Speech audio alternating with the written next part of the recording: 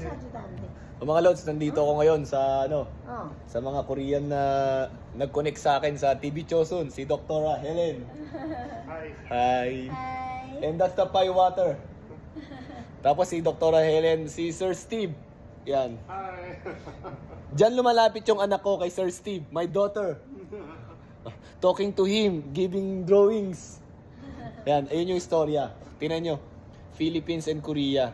Parang mission nila dito is, lalo tayong magkasundo yung Philippines and Korean. Lahat ng mission nila dito is good. All the missions are good. Yeah, man. Also, all the products here is also for the health and betterment of the body. Yes.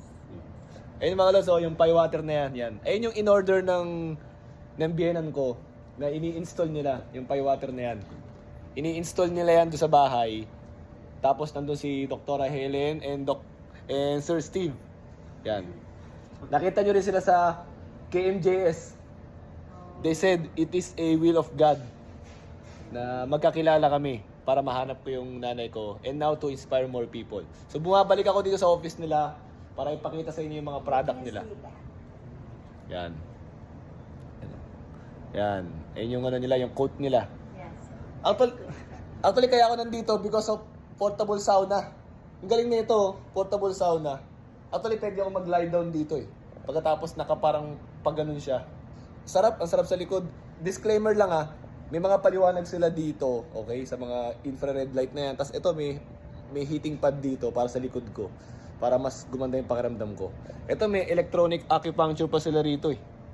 Yan o. So, ang gagawin ko na lang dito mga lods, may mga ipapaliwanag na lang ako in some other videos para about sa products nila. Tapos ito naman, EcoWiz. Para naman yung waste management.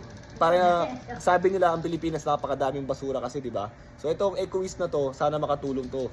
Kasi pag nilagay mo yung mga basura dito is halos konting ashes na lang, tapos halos walang pollution.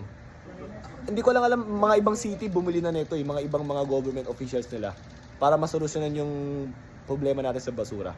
Pansinin nyo lahat ng products nila rito for the betterment of the body and nature. Talagang in line with God talaga yung karamihan ng mga ginagawa nila rito. So mga Lods, bumabalik lang ako dito syempre. Lumilingon ako sa mga tumulong sa akin, sa mga taong pinanggalingan, di ba? Yun yung kasabihan ng mga Pinoy, di ba? Yun ang mga positive traits ng mga Pinoy. Lumingon ko sa pinanggalingan. O, kita tayo ulit